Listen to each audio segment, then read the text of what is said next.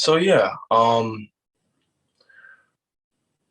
really just being more solidified in myself and what I know I want to produce, like as a person, as an individual, not what the rest of the world tells me what's important, but what my heart wants to speak, like the deeper message, the grand, like after the grand scheme of just basic living, improving life for humanity that interests me. And it's just an idea that's very far fetched in modern society because people, I don't know, don't think they can do it, think the systems in place are just too established already.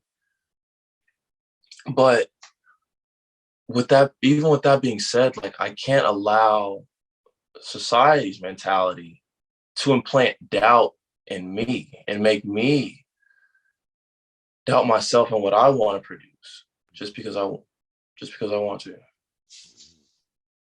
Yeah, and that is a very like common mentality. It's that this is basically as good as it's going to get, and there we can't really change it because yeah, like those systems are so entrenched in our society that to make a real change would be too much. It would be too damaging, or it's just not possible. And I don't think it's any mistake that that's the mentality we have as a society. I think that's probably ingrained into us so we don't make a change, whether it's intentional or not. It's really hard to make the case, but there definitely is that present idea that it's just the way it is and there's no changing it. So yeah, you're going to encounter a lot of people in your life that have that mentality, and yeah, it all comes back to your own belief and your own faith and what you see as possible. And you're going to come across a lot of people that doubt you and doubt that ambition. And I understand the desire to want to, show them, but you're going to like use a lot of your energy trying to show them.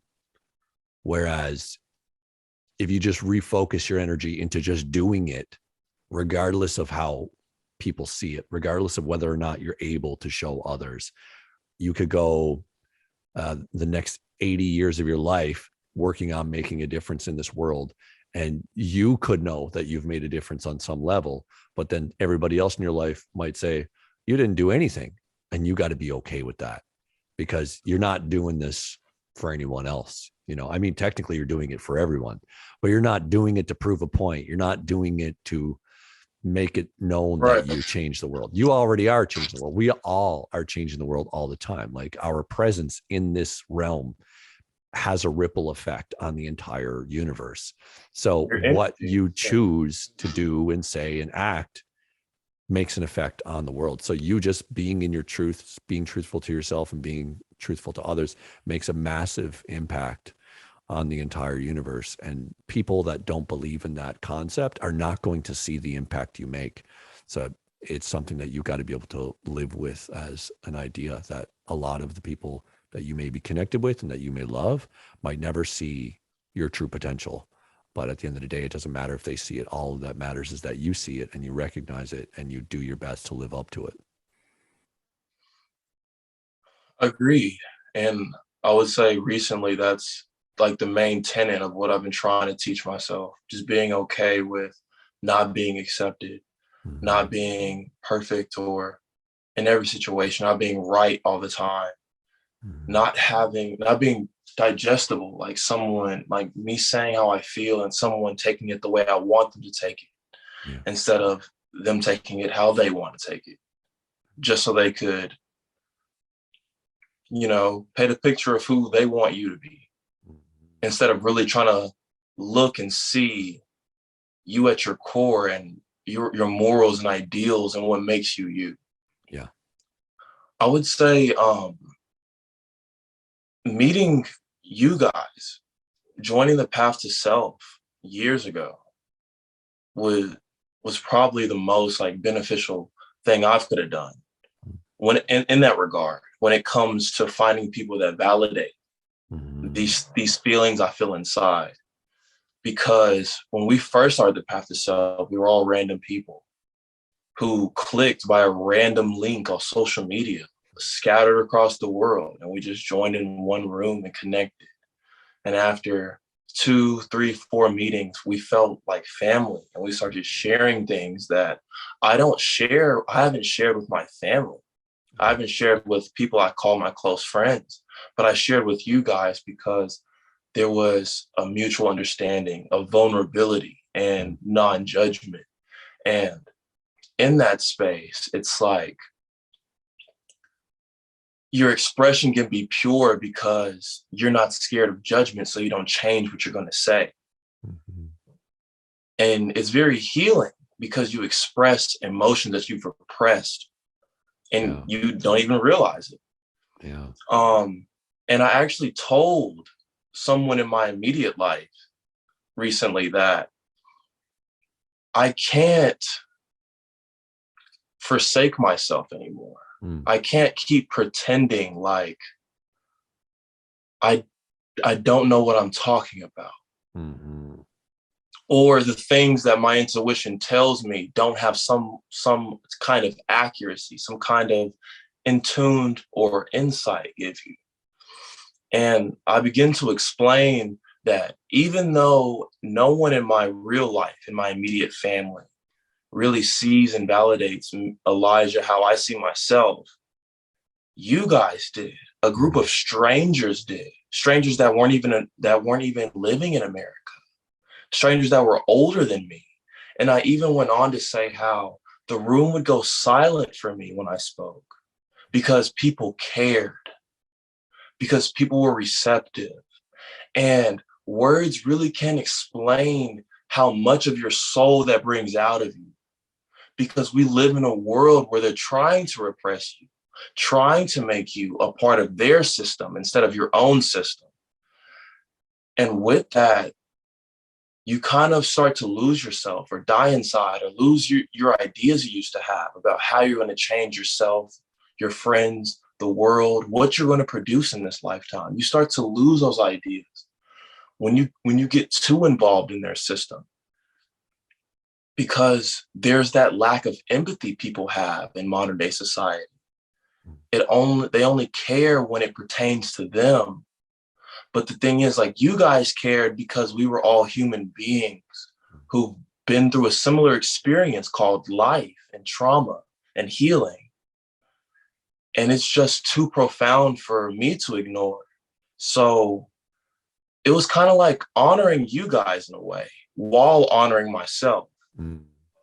Because just how they're in my immediate life, in my ear, telling me that I don't know what I'm talking about. I'm too young to know anything I'm talking about. I have you guys on video calls Mm. telling me that my advice is received, and just all the good things a human needs to really express themselves. Mm. Mm. Yeah, man. I can't tell you how touching that is to hear all that, knowing how that group has made that impact on you, and it because it served its purpose, like that's essentially Right. what I was shooting for. It was a space where people can just feel comfortable to be vulnerable, to share everything it is they can't share in their regular everyday life. And I think the reason why we all came together in that way is because all of us were kind of like that. We're all kind of the black sheep, so to speak, in our family or in our friend group, the one that stood out because we were the one that was a dreamer. We're a visionary. We see what potential we have.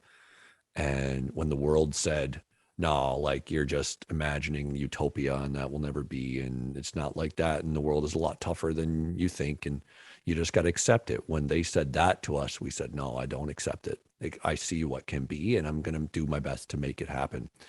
So yeah, I just want to note that was beautiful. And yeah, like I almost came to tears at one point because I was just like, damn, It man. really is beautiful. Yeah. Yeah. And I wrote something down so I didn't forget it. It's this idea that we have in our culture or society that humility, it has been so um it's been amplified to the point that it's no longer humility, but it's like self-deprecation. Like, Humility as in a person being humble. yeah. So it's a good, it's a virtue to be humble, to recognize that you are part of the all and you're not any more special than anybody else. That's a virtue. But in our culture, it takes it to the extreme of, like, to the example that you've shared, that somebody would say, you're only young. How could you know anything? You know what I mean? Like, they'll treat you Right. like that, how you're only what, 20 years old or something like that. How could you possibly know what the world is and what's possible? You haven't lived here long enough. You have no idea. You know what I mean?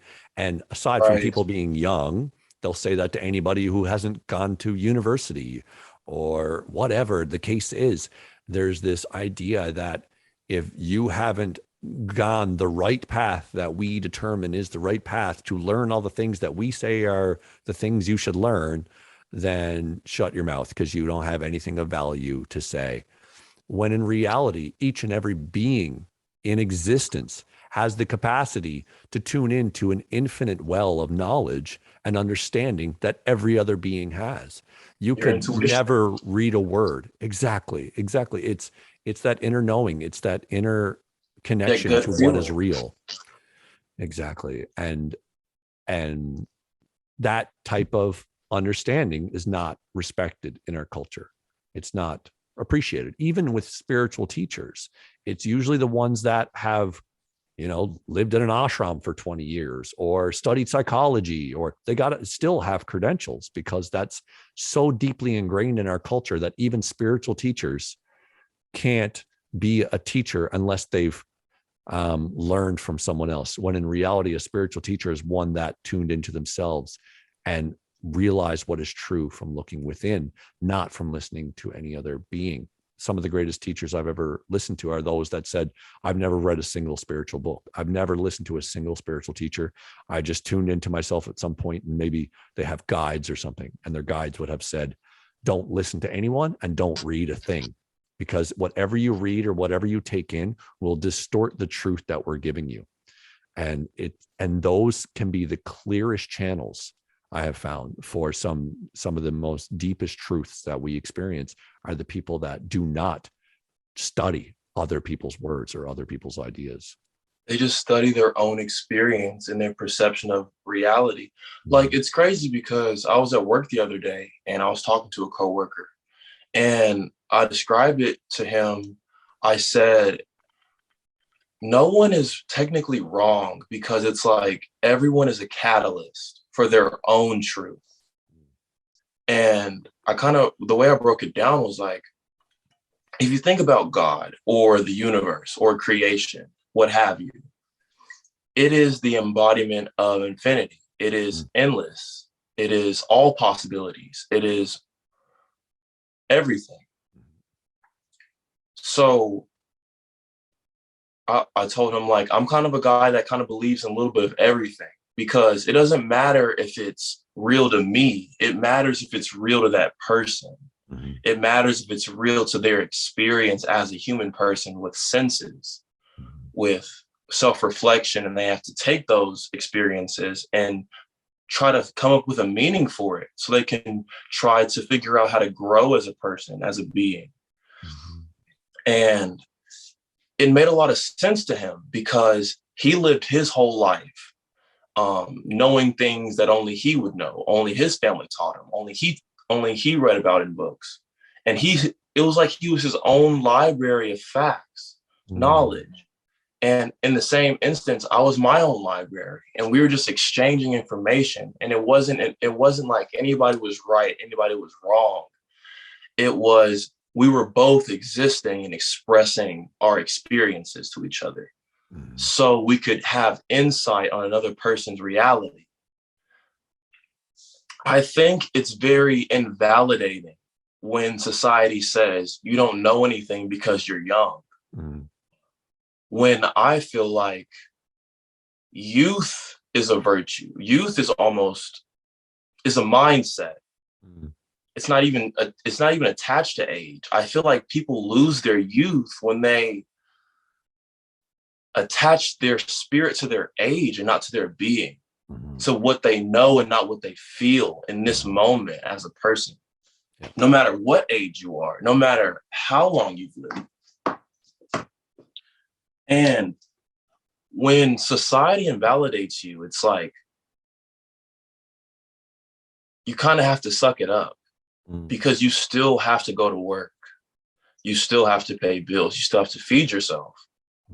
You still have to play in their system because it's already established. But it's so strange because it's like I was born here, but I didn't ask for any of that. Mm. But in the same breath, it's like everyone's telling me this is how the world is supposed to be. This is how life is supposed to be. When meeting you guys changed that instantly, I realized this was just America. Like, you're stationed in Canada and your lifestyle is completely opposite, completely different.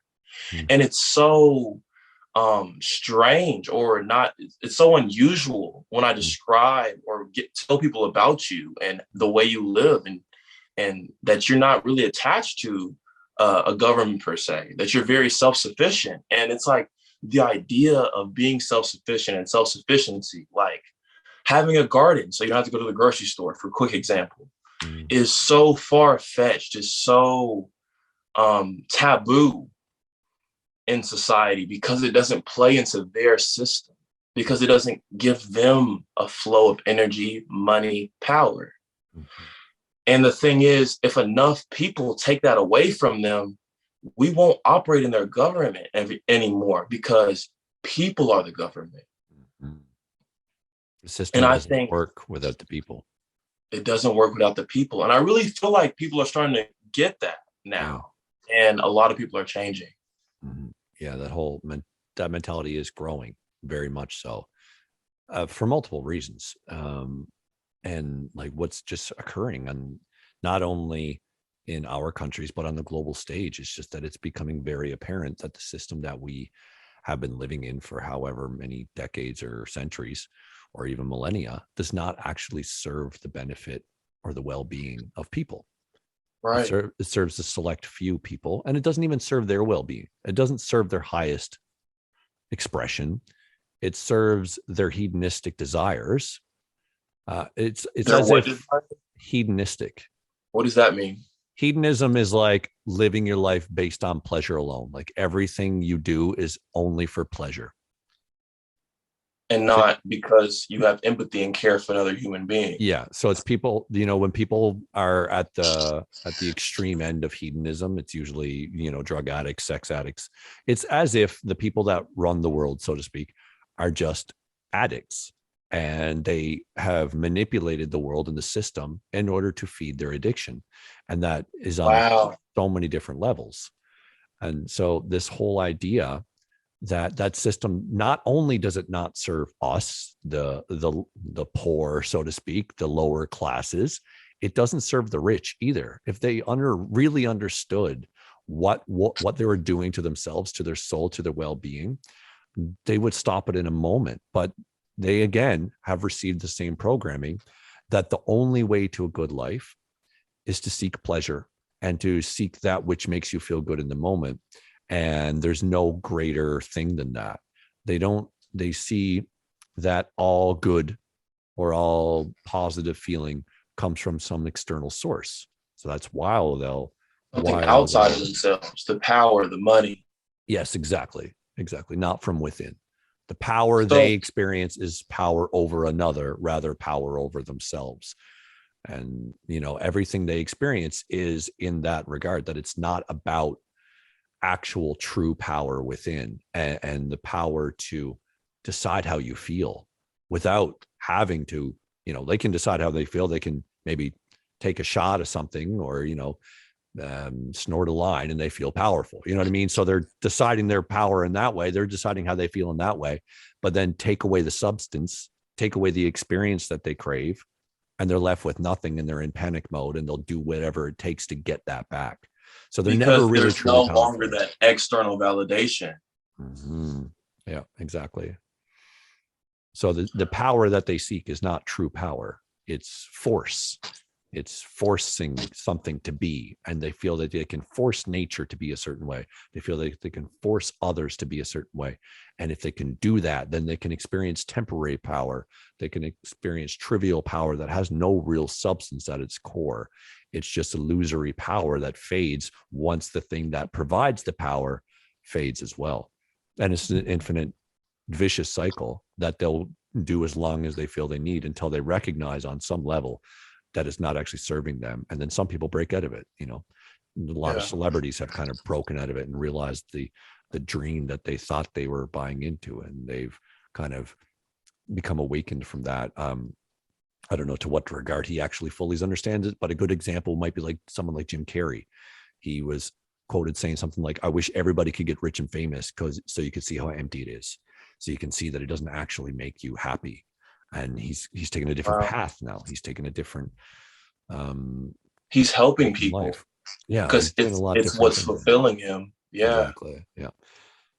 So I think that consciousness is growing at an exponential rate, that people are recognizing that it's not about the external. It's not about the money. It's not about the power. It's not even about the experiences. It's not even about your identity. It's not about your career. It's not about who even loves you. It's about whether or not you love yourself. It's about whether or not you understand yourself and know yourself fully. Because if you deny an aspect of yourself, if you only know part of yourself and you only love part of yourself, then you are limiting your power and you're limiting your capacity to experience love. And you are still buying in to that cycle of, I need something else to make me feel this way. And then again, that just perpetuates itself, and eventually it self-destructs, but not in every lifetime. Some people may have to go through multiple lifetimes in order to really come to that realization. I kind of want to unpack a difference between that internal power and external power that we're kind of talking about. Right. I'm gonna try to use myself as an example. Mm-hmm. I've noticed lately, especially with my mom and sister, my family, that when I've experienced years of these feelings of not being seen, of being invalidated, of no one really being there for me in the way that I need, and experience that for years made me fall back into myself for security, because I'm safe in myself. I'm safe in my thoughts because I know myself better than anyone else. And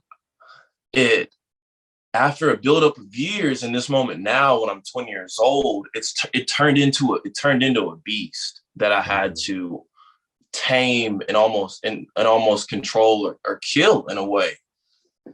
It built up inside of me because I was using it in a way to empower me. I was using the fact that all I needed was myself to empower me. And that's just not true, because we're human and we need people. We're social creatures. We need to speak and express. But before I came to that realization, I was really, I would say, a cynical person.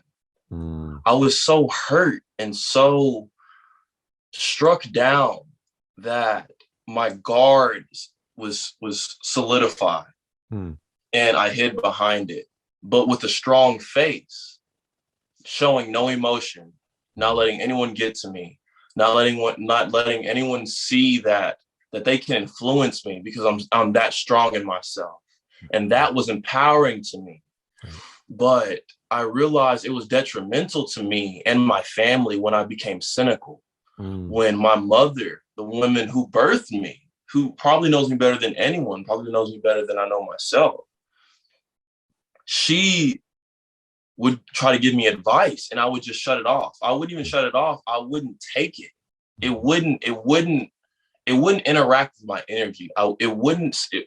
Deaf ears, one ear out the other, without even me trying, because my guard was so solidified. A subconscious guard, not even a guard I'm thinking about, right? But almost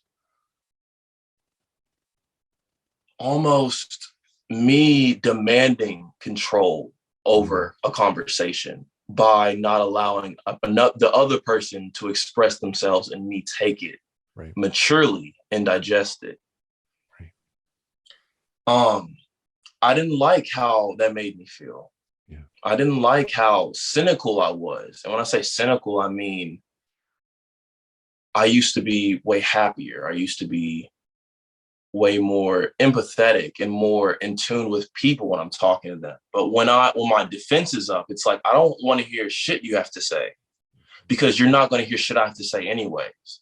So what's the point? Like, that was my mentality. And I just stuck to myself. And that is kind of like external power. Like, I know I'm talking about an internal guard, but it's external power, that power to demand the conversation, that power to just push away anything anyone else says to me. That empowered me, that no one could get to me.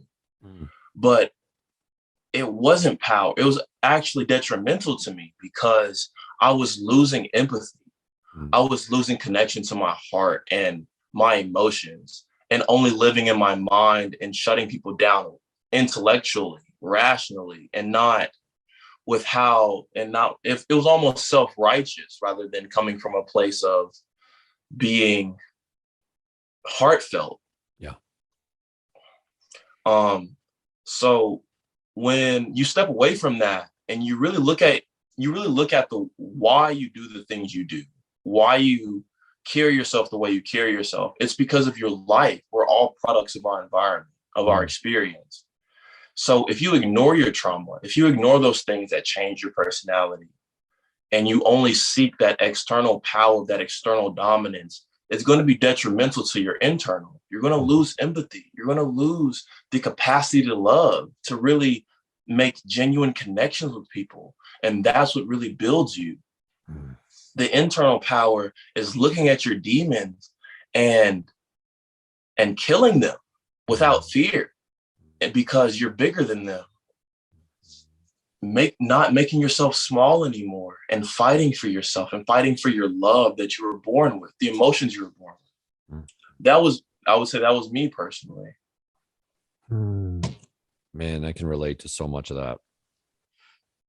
Yeah, I mean, I was the exact same way. Honestly, I was very much, I was a very rational, logical thinker my whole life. The logic was my salvation. You know, if I could understand things and I could make sense of things, and that made me feel okay and safe in this world, because I've made some sense of this chaos, you know? So that became my go-to. And then because of that, that's what it is. Whenever I was hurt in any capacity, whether it was from another person or from a situation or whatever, I would find some rationale for it that kind of neutralized the pain. But a lot of the times it never really made the pain go away. It just made me believe that I didn't really care, when in reality I did. I just would push it deep down inside and say there's no point to think about that, because it's only going to make me hurt. And I'm not that weak person anymore. So I too built this wall, this shell around my heart, that I wouldn't allow myself to open up to anyone. I wouldn't allow myself to have any real intimate relationship, because it was just too painful to even risk it, because I had been hurt so much in my youth by other people that I didn't want to even consider that possibility ever again. I was just like, oh, I got myself. People don't care about me. They can care about me if they want, but I got me, and that's all that matters. And yes, I agree with you that that is empowering. And I think for some, like you and I, it was a necessary step for us to come into our power and recognize, yeah, I do. I just need me, which is a wonderful realization. But then at some point, there has to be this understanding that you are not limited to yourself. Like, the self that you refer to is not only Elijah. Your true self is the essence of being that's within all beings. So yes, empower Elijah to know that Elijah is capable of anything, and that Elijah can do and be and have anything Elijah wants. But then if you continue and that type of mentality, in the sense that you just make it all about you, then you are putting up a wall towards the rest of the world. And when you recognize that you are the rest of the world, they're just different manifestations of the same being that you are, then you are putting up walls within your own consciousness. You are saying, I have me, that's all I need. I don't need that person, that person, that person. I don't need their validation. So you cut yourself off from other aspects of yourself, and that inherently limits your power. So like you said, it was empowering, but at the same time, it was detrimental because it was limiting your power. Your true power comes from recognizing power within yourself, but simultaneously recognizing that every individual in reality has that same power you've recognized within. And it is through that method. Go ahead. And I would say, like talking with the Path to Self and that group, it reminded me of that. And in those days, like when we had those weekly meetings, me going into my everyday life was easier because my heart was open talking to you guys. Yeah. And then I realized after we stopped, I was only dealing with people in my immediate life, the ones that didn't really get me like you guys got me. And that's when I noticed that this truth that I was sharing with you guys and you guys were accepting was no longer being accepted anymore. Something changed. Something changed inside me. So then I started to, it was like I knew the truth was real because you guys accepted it, but then no one else did. And then I started to turn in on myself in a way. I started to not necessarily, it started off with doubting myself, but then it turned into, sorry, I got thrown off. Somebody just came in the door. Okay, no worries. I realized I started to turn in on myself because this truth that I had, that I shared with you guys, was no longer being validated. And I identified that truth with my personality, my sense of identity. So it's like if people didn't accept that, they weren't accepting me. Yeah. And that's when I became senile in a way, because it was coming from a place of self-preservation, of defending myself. Right. And it was aggressive. It was sometimes harsh and lacked kindness. And when I would think about times that I could use a little more kindness, I was disappointed in myself. And I thought back to a past me, a more happier, open me. And that was when I was talking to you guys. And that's when it clicked that you have to surround yourself with people that know you and see you and validate you, because that's what stimulates you and keeps you alive. Yeah, I would agree, but I'd also add that when you're not in those spaces, for whatever reason that is, like say if you never had the internet and you were just living in your hometown and you were only interacting with the people that give you no validation whatsoever, it certainly helps to have that validation, and it empowers you in a way that is amazing and really helpful. But at the same time, it's not a prerequisite to fully understanding yourself and validating yourself. Like at the end of the day, what you're really truly tuning into is spirit, is God, is the universe. It's the all-knowing, all-seeing, ever-present. But for me, I'm sorry to interrupt. I would say it was necessary because I explained it to my friend the other day like this, like this truth I have, it lives in me. So it's real to me. Yeah. And when I expressed it to you guys accepted it. So it was real, not just in my internal, but also the external world. Yeah. And that's when it goes beyond just me being crazy. It becomes a real thing. Yeah. So I would say, like, in that aspect, it was needed, because I would have kept doubting myself if I didn't know that there was another person outside of myself that also agreed that I wasn't being arrogant. Yes. And so that's what I'm saying, is that it was needed for you at that time, but I'm just saying it's not an absolute need. Like the one who lives, like the first example came to mind is Giordano Bruno. Are you familiar with that guy? He was the first guy that challenged the Catholic Church on the idea of there being only one world and we're the only world, and everything revolves around us and stuff like that. He was like I think he was actually burned at the stake for this idea, but he had like a mystical experience where he said, we are not the only one. There's many worlds. There's infinite worlds. And so he was, sought out by the Catholic Church, and he was killed because of it after being in prison for years and years and years, because they kept trying to pressure him to renounce his ideas. And he said, no, I know it. And he was the only one, but he knew it. He didn't need it validated from someone else. So that's what I'm saying, is that even in moments like, say, for like, just hypothetically speaking, if you were ever to go back to a space where you were unable to connect with anybody that agreed with you, then you can always look within, and you can go so deep that knowing is undeniable. And then you might not have it reflected back to you, and you might not have it validated by others, but your faith becomes so strong in that connection with that knowing in yourself that you could go to work and people could be like, oh, there's the crazy guy. I'm like, and you could like wave and smile. I'm like, yeah, they think I'm crazy. That's so, like, that's beautiful. That's where they are. And you accept them from where they are. And you don't need any validation whatsoever because of how solidified in your faith you become. And this is something that takes experience. And what I mean is that I had this recognition myself 9 or 10 years ago that I didn't need anybody else's validation. I was like, I know this to be true, and there's no doubting it.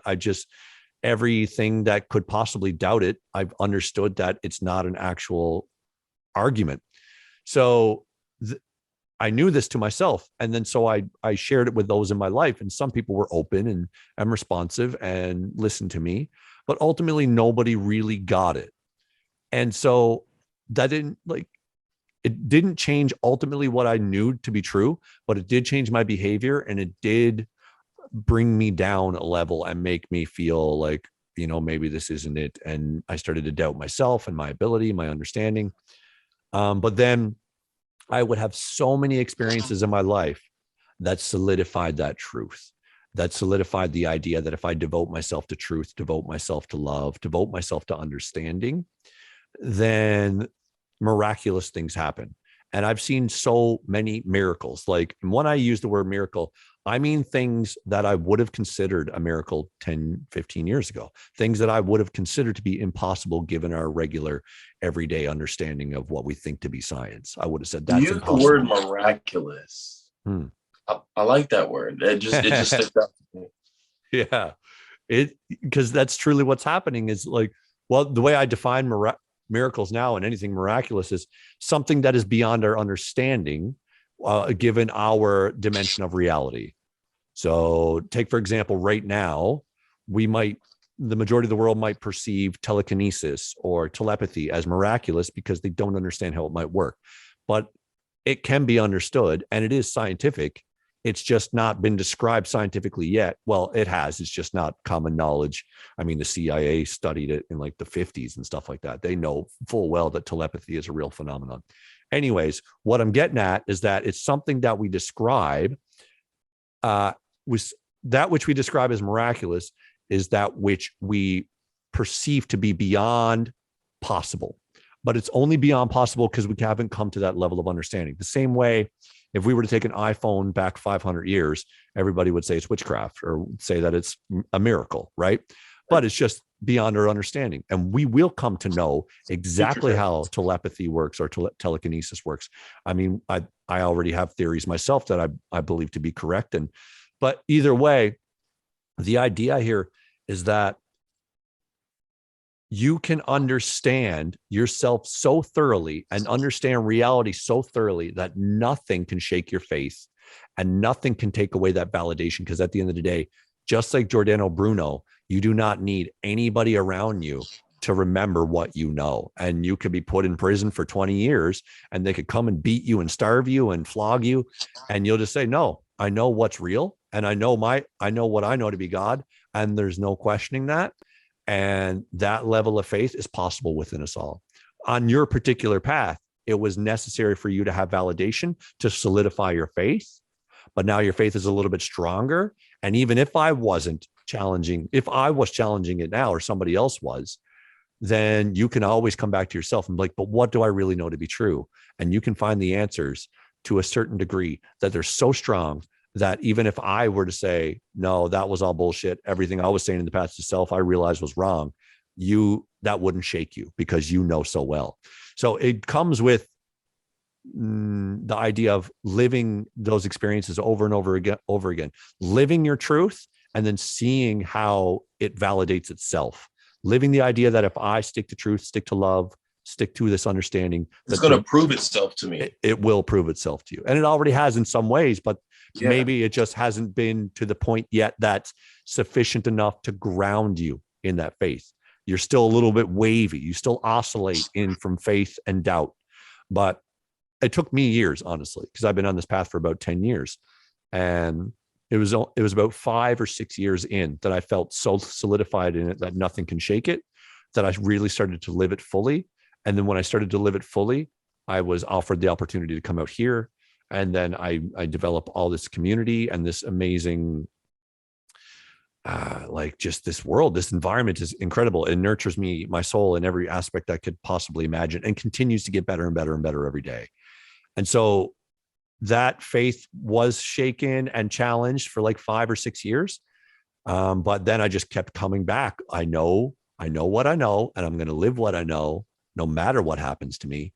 And then it just sunk in. And then it obviously was a friend of mine that started to see it, that really helped me see it as well. So it was a necessary point for me as well. But I'm just saying it doesn't have to be. A friend of mine who I started hanging out with about 3 or 4 years ago, she would say, wow, everything really does work out in your favor. Like, you're the luckiest person I know. And I say, I'm not lucky. I'm living my truth. Therefore, the universe rewards me. That's how it works. It's like life is opening up to me faster. Exactly. Yeah. So it really helped that somebody else seen it. Like the fact that she seen what I was capable of really helped solidify my faith. But I know ultimately it's not a prerequisite. All you need to do is tune into your own self and know it to be so strongly that you live it, and then your experience becomes your validation. True.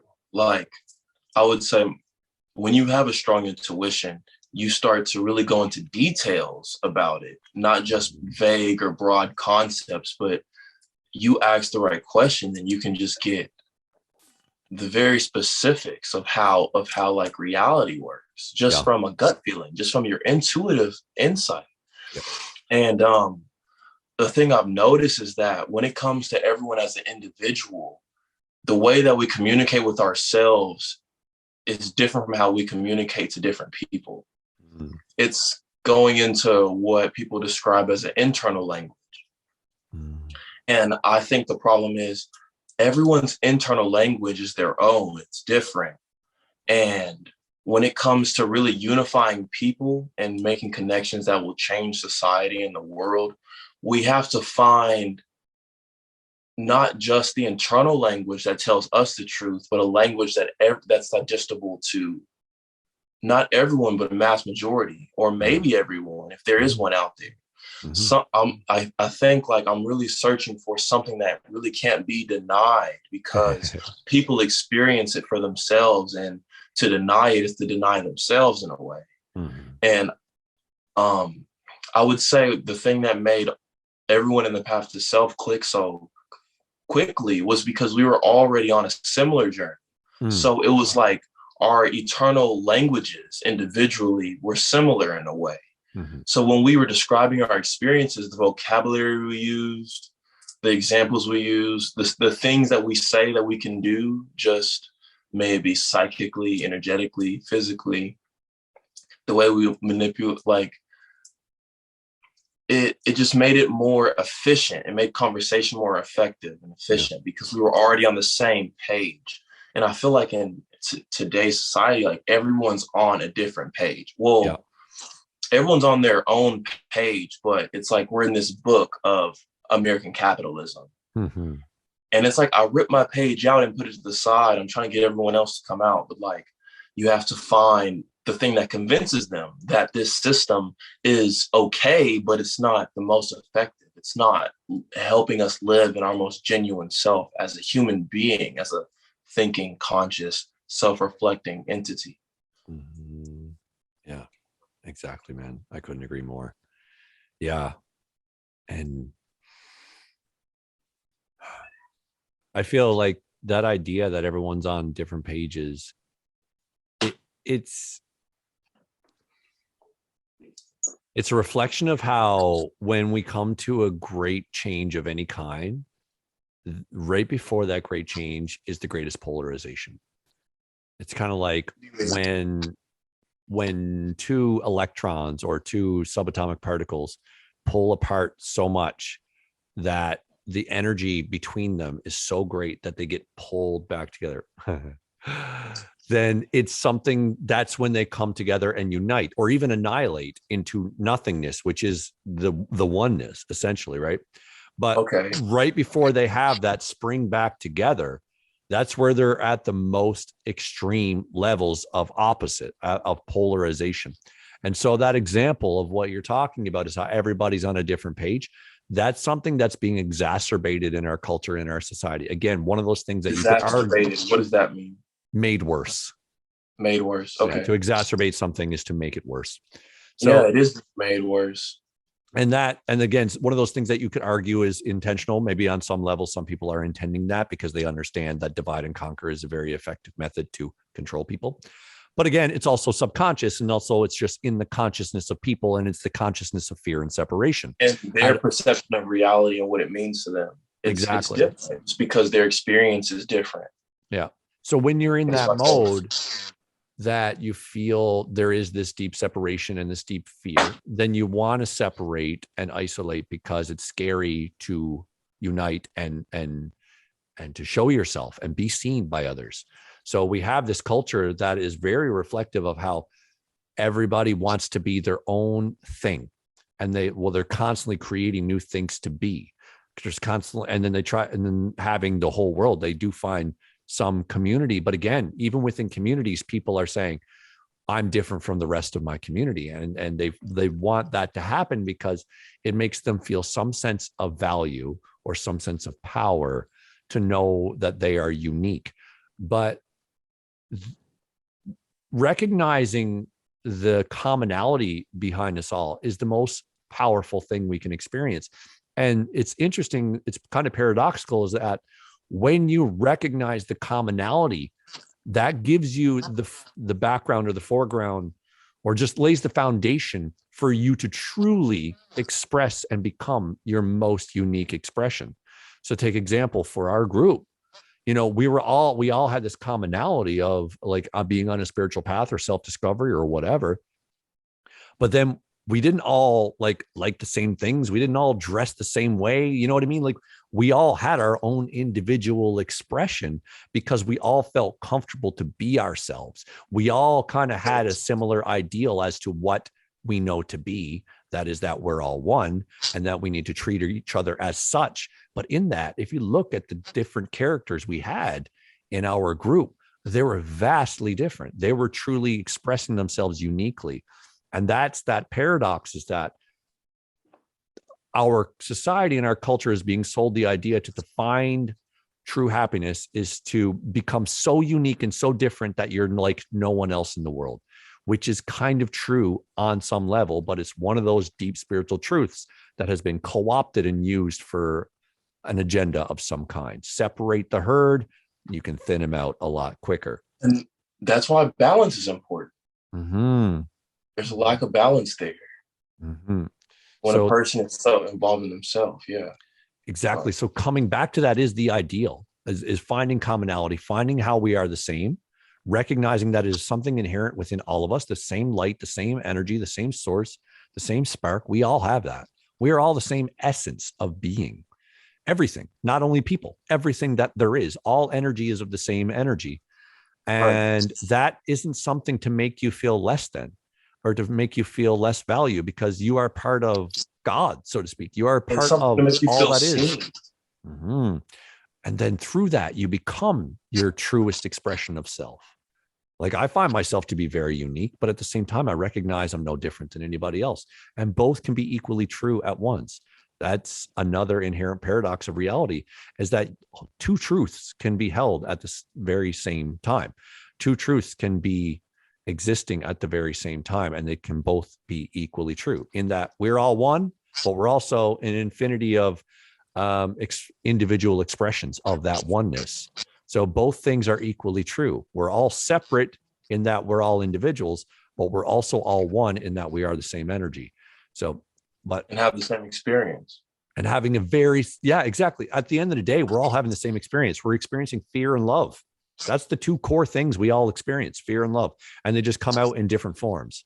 And then we get to experience them uniquely in all kinds of different forms, unique only to ourselves. But we can always find that commonality in that you and I both know what love is, and you and I both know what fear is. And you can say that to every single individual on the planet, and they will know on some level what that means.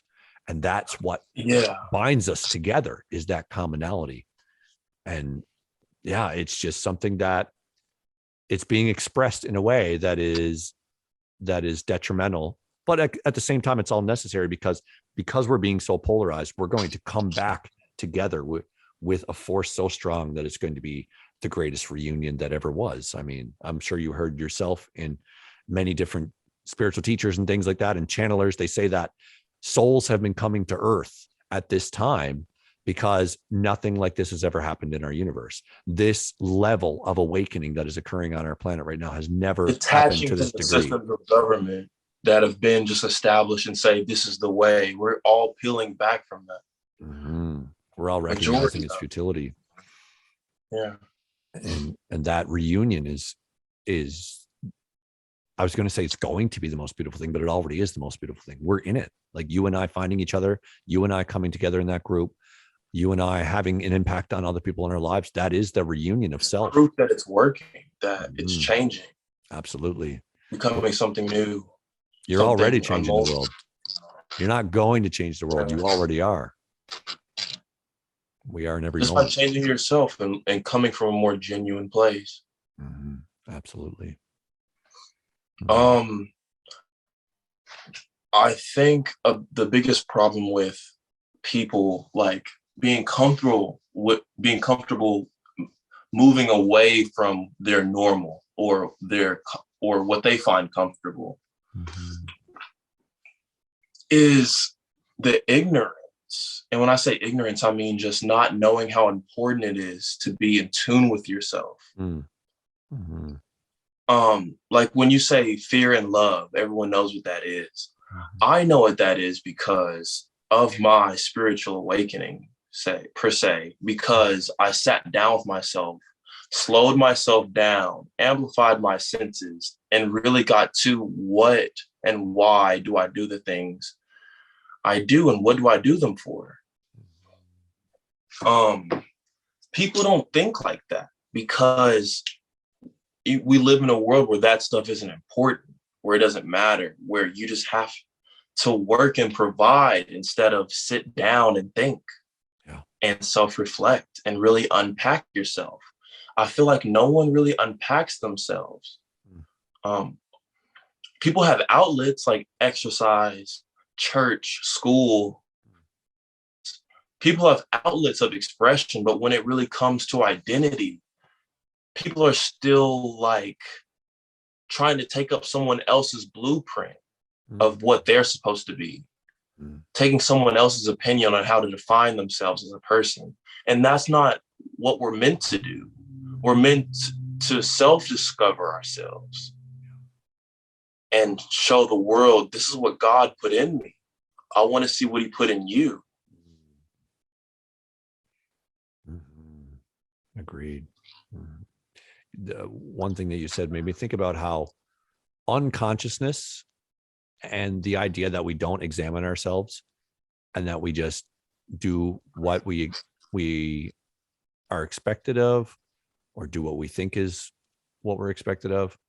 That idea, that's glorified in our culture. And I remember being very, very distraught from this realization when I was young, that the people that were the most unconscious were the people that were most admired.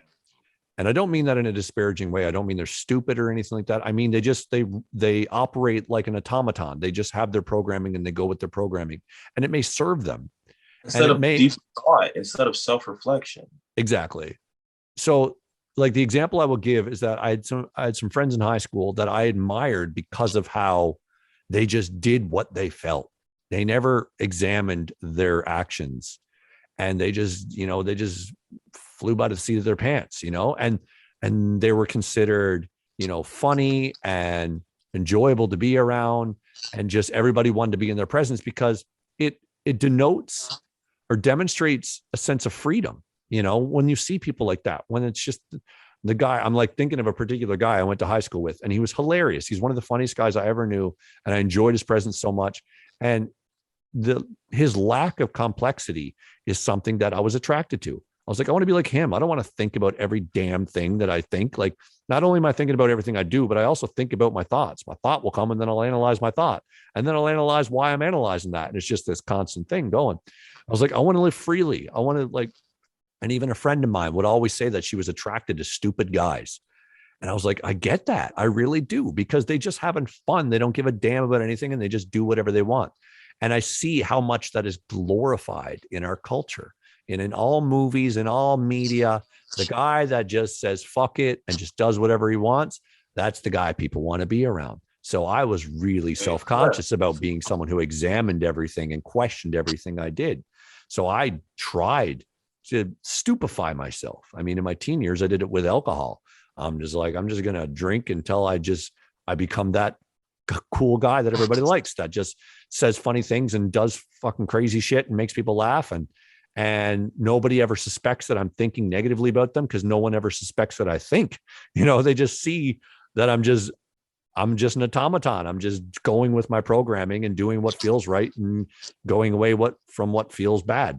And that type of mentality is really glorified and put on a pedestal in our culture. And I think, in a sense, that's what does a lot of damage to our evolution, because we're not trying to progress in any way. And what's, again, whenever I say anything, I always recognize how there's an inherent contradiction in it, in that though that can be seen as a problem, the more we awaken spiritually, the more we understand ourselves consciously, we will become more like automatons again, in that we won't have to examine every thought anymore, because our intuition and our gut feeling will be in alignment with what we know to be true. Whereas, and we will live in a flow of nature, just like animals do. Exactly. It's like being a thinking thing separates you from the flow. Mm-hmm. But when you get back to your internal, what God or the universe put there, you go back to flow. And then everything gets easier because you don't doubt. Yeah, exactly. It's like going from the animal consciousness to the human consciousness to the God consciousness. You in the animal consciousness, you just do what your body tells you. You're supposed to eat, you eat. You're supposed to defecate, you defecate. You're supposed to fuck, you fuck. You just do those things. And then as humans, over the millennia and over our evolution, we lived in environments that were scarce, didn't have everything we needed. So we needed to start asking questions. How can I get more? I don't have all the food I need. I don't have, there's not a preponderance of potential mates in my environment. So I need to find a way to be better than another so I can get the food or I can get the mate. So then we started to strategize and separate ourselves so we could serve ourselves at the expense of someone else. And then so we became thinking apes. And then as thinking apes, we started to ask questions. And then we seen the power that thought gave us. But the mistake we made along the way was thinking that thought was the ultimate thing.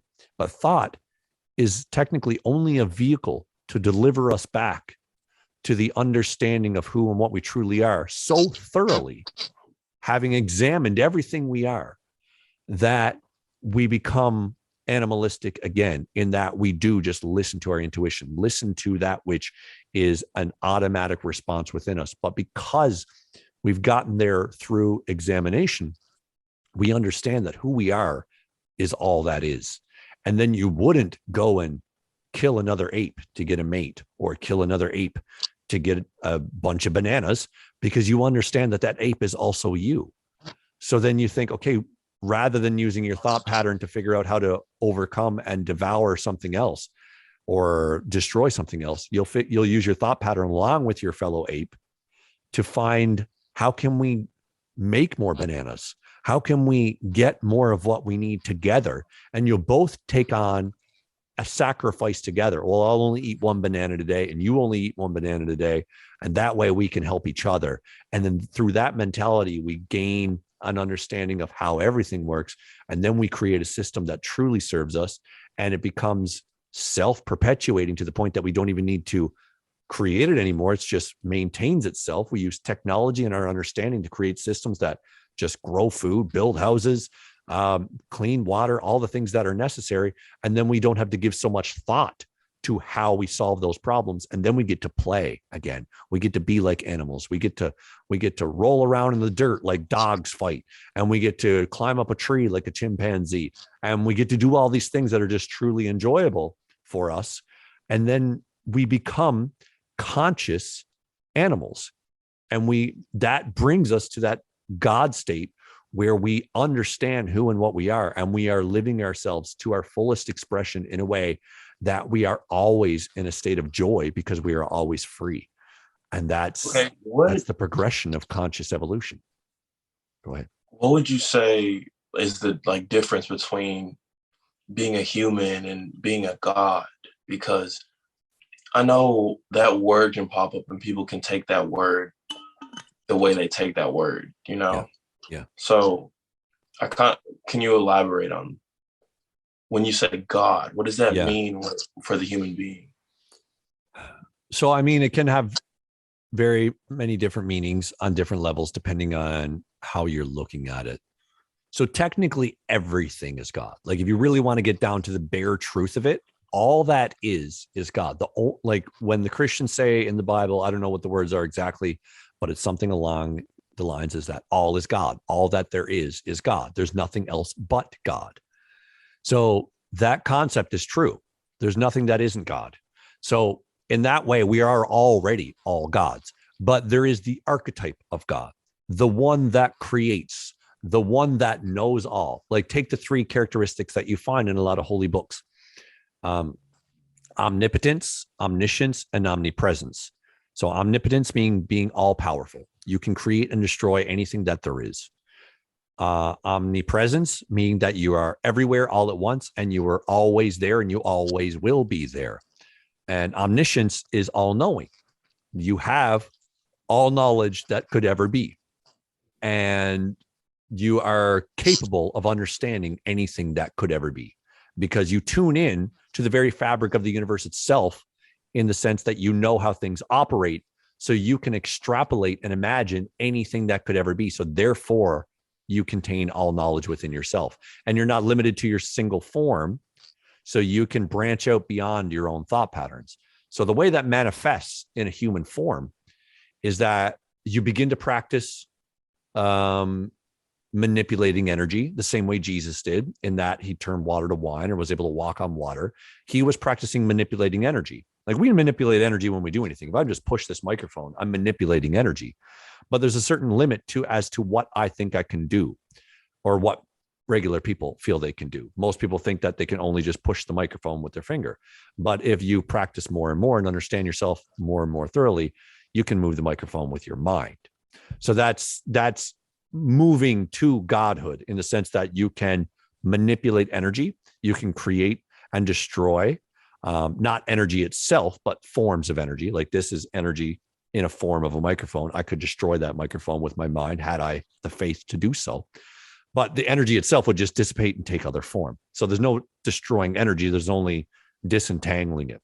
So we entangle energy and we destroy and we disentangle energy, but we can't neither create nor destroy it. So that's a level of godhood that you can experience in a human form once you recognize your power. And then the omniscience can also be there in the sense that you can go beyond your regular thought pattern and you can tune into the infinite field of intelligence that is at the core or at the foundation of all beingness, of all essence. So it's kind of like tuning into the 0 point radio signal. There's channel 98.5, and on 98.5 there's a certain person talking, or there's a certain song playing. But at the 0 point radio level, all radio exists. So you could just go into that space and you can just say, what do I want to hear? What do I want to know? And it can be made available to you. We all have that opportunity. But we all have the potential. And I would say that I have experienced this for myself, but people don't think that it's possible. Therefore, in their reality, it's not possible. It will never be possible. And it won't until they start to see it, that it is. I think it goes back to what I said about internal language and really trying to find that language that everyone communicates with, that zero frequency. And because of the systems in place, because of the mentality society has instilled in the human mind, people just don't think that stuff is real, even though the CIA, FBI investigates and has all these documents already for public knowledge. Yeah. After that came out, people still said, okay, but the disconnection comes from knowing it as information and being it as a being. And I think, what if not everyone is supposed to access that? Because in a way it wouldn't be balanced. Yeah, well, I mean, I would agree with that. The language supposed to, I might alter a little bit, just because there's nothing that's supposed to be anything. But if I mean, all the lifetimes you and I experienced before this, and many lifetimes that are occurring on this planet right now, many of them will go to their deathbed having never realized this. But they serve a purpose in the grand scheme of things. They play a role in the divine play. So, yeah, not every individual being, individual body and thought pattern construction and ego comes to that realization in every lifetime. But again, that's not who they truly are. They're not limited to that lifetime. You're not only Elijah. This is just the role you're playing right now. You came into this world and you put on the hat that said Elijah. But truthfully, you're not anyone. You're just that essence. So everybody, actually, let more accurate say maybe something like every soul has the destiny to want to return to that understanding. So regardless of whether or not they figured out now, like right now, in this last 5 minutes, there's probably been thousands of people have died without that knowledge, without that understanding. So, but that doesn't mean that they won't understand it in their next lifetime or their next one after that.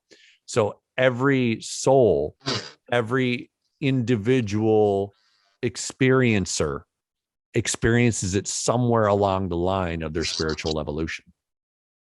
So yeah, not everybody figures it out. Not everybody sees it, but technically they do, because they're not limited to their body that they're inhabiting right now. It's just they're wearing a costume, but the essence, the person that is wearing the costume will figure it out once they put on the right costume. I was just thinking about spiritual evolution. And I used to have these ideas that if society would be on the same page of spiritual awareness, or that we're not just a body, but we're also a spirit in a body. We're also energy and not just the physical flesh.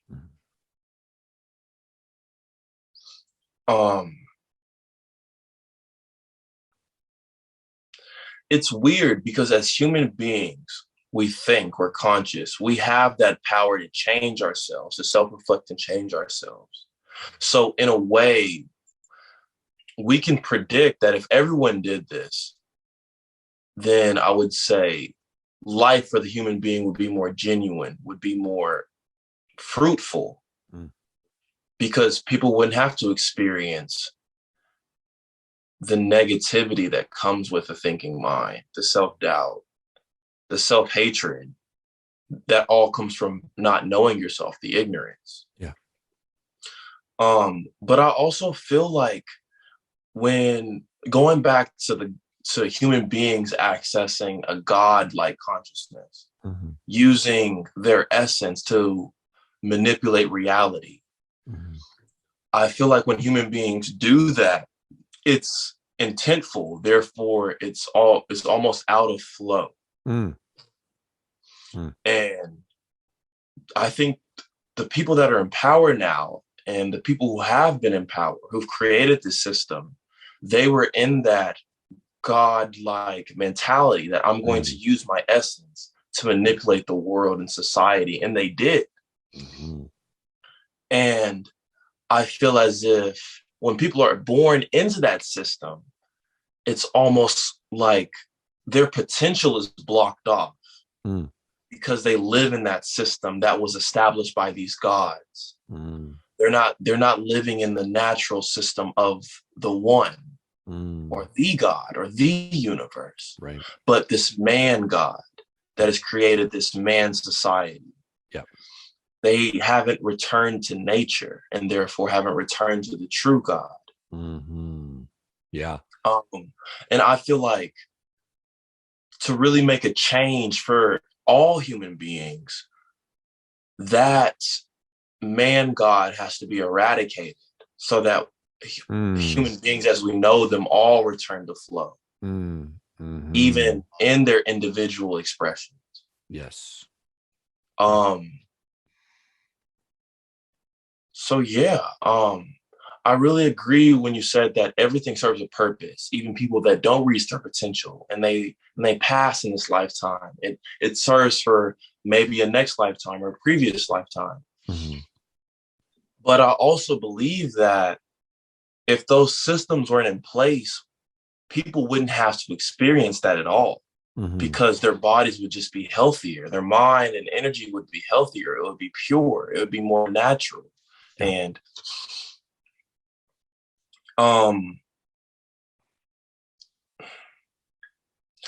I really believe it's something a person has to choose intently. They're like, they have to choose it because they chose to live in the man God society. They chose to live in this unnatural world. And that's why they will never reach their potential, because just like you sign your book, you sign your name in the devil's book, you sign your energy away when you live in their system, when you don't live in nature, because you're not living in your truest essence, the human being as an animal, but rather than this God character you're trying to put on that drives fancy cars, that has a pension. Like, none of that is real. All those are fabrications of the human mind, of human society, products of human civilization.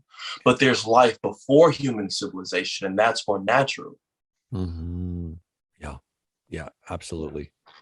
Yeah. And I think a really important distinction to make is that between what we consider gods, plural, and God. So that's, again, why it helps to have other words for this. Like I typically go with the word source because it's just this neutral energy. It's just the energy that builds all and creates all and destroys all. It's all that is.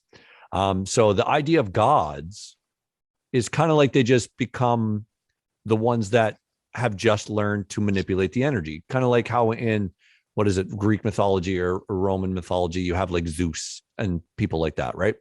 So they were gods. Right. So those were relative gods. They were gods relative to the common people. The common people couldn't cast lightning down from the sky. Zeus could. You know what I mean? So the common people couldn't turn water into wine. Jesus could. So these types of things, relative to the human experience, those people are considered gods because they can do what people consider miraculous, because it's something beyond their understanding. So the gods are those that commit miracles. Yeah. Something miraculous. Yeah, go ahead. In the same way that the rich and powerful, they cast lightning, but with money. Yeah. And they change systems and millions of lives by just signing papers and throwing money. Yeah. Like Zeus throwing a lightning bolt. And and I would say that was important for me to interject, because that's what we mean when we say man God.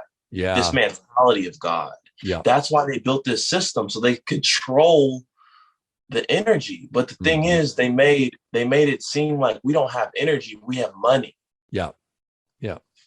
Yeah, exactly. And by doing it through that mechanism, they are disrupting the flow. It's like the flow is this river. And then those who take the um, or subscribe to the idea of the man god, so to speak, and want to become the man god. They're within the river and they're building like straight lines. And that makes the river go all over the place and it disrupts the river, and they dam off the river completely eventually once they've built so many structures. Wow. And then the structures serve them because they live within the structure. But there is this constant river that's still flowing all around them. And eventually, over time, that structure will erode. Structure in and of itself cannot last without the flow. The flow will break through the dam eventually. And that's what's happening on a global scale right now. They've built structures, they've built dams by becoming men gods. And they're trying to control the energy. They're trying to like pinch off the flow so they can only have as much as they want and direct it in the way that they want to go. And that, maybe they know this, maybe they don't, maybe some, maybe don't. But that is inherently unsustainable. The more they try to manipulate nature and dominate nature, the more nature builds energy up out around that structure that they're trying to do. Exactly. And eventually the water becomes too much. It builds too high. The dam will break. No dam will last forever with the constant flow of energy of any kind. So this whole structure of money, of separating the man and saying, you know, I'm a god because I can sign my name and a whole country can be destroyed. Like that's the level of power that they have. But that level of power is unsustainable because it's not within the flow. Eventually, the energy that they are creating by destroying countries will come back around and destroy them.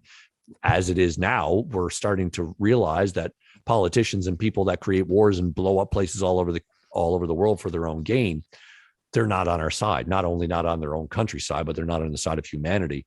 So we're rising above that, and the people that tune into their love and to their truth are becoming that water that is about to break through the dam that has created that structure that separated the whole world to begin with. So that's a beautiful analogy. So it's really important to make that distinction between what we consider gods and God itself. So it's probably better to use a word like source, or all that is, or the Atman, or I don't know, all kinds of different faiths have different words for it. But yeah, there's gods in mythology. Yeah, source works for me. That's the one I usually tend to go to because it's neutral. So yeah, gods, those people like Zeus and whatever, whether or not they exist, it doesn't matter. But as an archetype, Zeus learned how to manipulate natural energy, but he did it for his own gain. You know what I mean? He still did it to serve himself and his own family. I don't know that mythology very much, so I could be wrong about that even. But either way, he was still a separate man. He wasn't doing it to enlighten and liberate all beings on planet Earth. You know what I mean? He was doing it for some reason that he had a particular intent. So though he was in tune with a part of the flow, he still was dominated by his structure. His structure was the dominating force. And he was just manipulating the flow in the ways that he wanted to make it go. He was still creating dams. He was still creating canals in order to say, water go this way, water go that way. But once we can all come together and create structure that is built by the flow itself. And the analogy I use for that is kind of how there's these people, I think I don't know where exactly. I remember seeing this, but I don't know where. I think it was in Africa.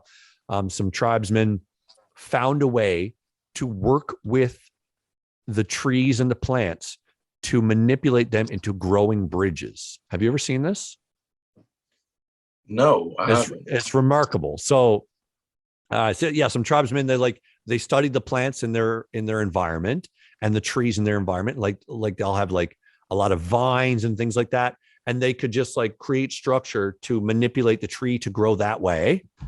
And then over time, they would take away the structure and the trees will have built a bridge across a waterway. And then there's no actual bridge left. It's not like it's made out of wood that was cut down. They just manipulate the trees to grow that way. And on the other side of the water, they manipulate the trees to grow that way. And then they entangle and become this strong structure that is made out of actual nature. It's not like they took the tree, chopped it up, made 2x4. They actually used the tree and worked with the tree. They manipulated the flow to create structure that is built out of the flow itself, rather than taking the flow, destroying it, and making it something else, like maybe a steel beam or a 2x4. They Which made all it erode and decay, but a tree is a living thing. It will continuously grow and become exactly. more.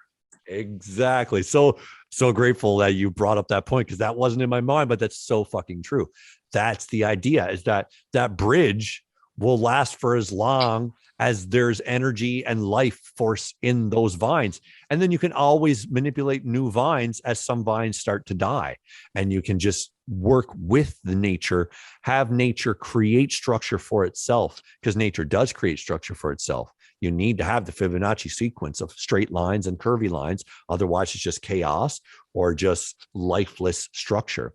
So to use both and manipulate both in a way that serves itself and perpetuates itself, you can create systems in every element and in every level of the natural world, that we don't have to destroy nature in order to create structure, in order to build something that we want. We can make natural dams. We can make natural structures. We can have structure that is made out of the flow rather than disrupting the flow, which is what we've been doing for millennia. Right. Mm-hmm. Wow. And I think what people are scared of when it comes to like moving towards that kind of world, a more natural, more nature oriented world, is they're going to miss their technology. They're going to miss their comforts. And I guess,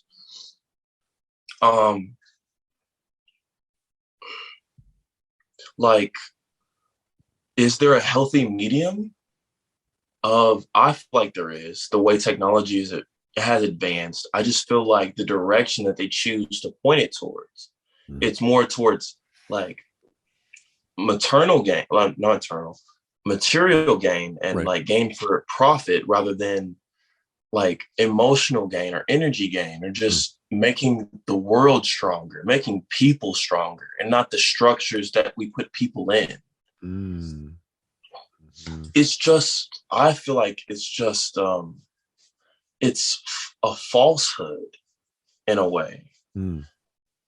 And I feel like if we would like live in a more natural world, it would just be more healthier for the human mind and human body, Mm-hmm. because of what nature does for you. And also it would help us to regain that connection, regain that empathy, and not operate from a place of me, I want this, so I'm going to use everything in my arsenal to take it.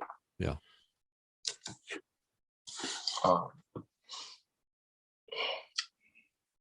It's all about what people value. I don't feel like enough people value a natural world enough for global change, but significant change to happen, I think. Yeah. I agree. You just want the best for everybody. You want everyone to be on the same page. But when everyone has free will, it's like you have to convince them to choose you.